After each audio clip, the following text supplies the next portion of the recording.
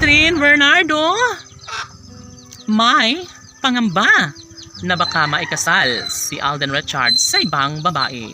Hoy, wag naman sana dahil shock na masasaktan ng todo-todo ang puso ni Catherine Bernardo. Sana nga ay hindi na kailanman magbabago ang kanilang nasimulang pagmamahalang dalawa ni Alden Richards. Siyempre, kung mangyayari man na magkaroon ng pabor ang pagkakahiwalay na pangarap ng mga bashers sa relasyon ni Catherine at Alden ay sana'y wag naman na mangyayari dahil sadya nga naman nasayang ang lahat at ito ang nararapat na mapagtagumpayan.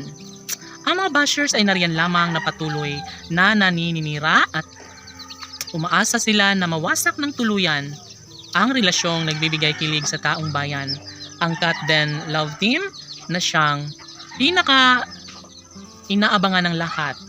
No, sabi nga ni Catherine Bernardo na hindi niya hahayaan na makawala o makaalpas sa kanyang buhay ang gwapong aktor na si Alden Richards.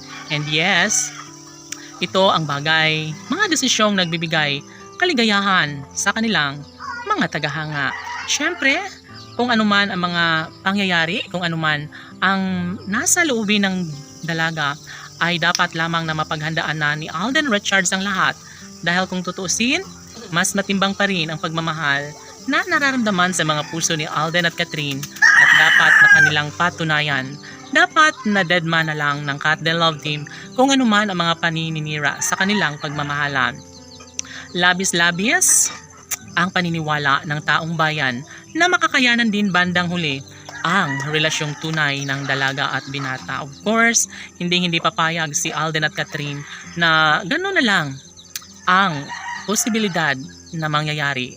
Handa na si Catherine Bernardo sa susunod na yugto ng kanyang buhay pag-ibig. Alam niya na darating at hindi rin magtatagal na maisakatuparan din ang kasal na matagal na niyang hinahangad, matagal na niyang pangarap sa pinakaminamahal na si Alden Richards.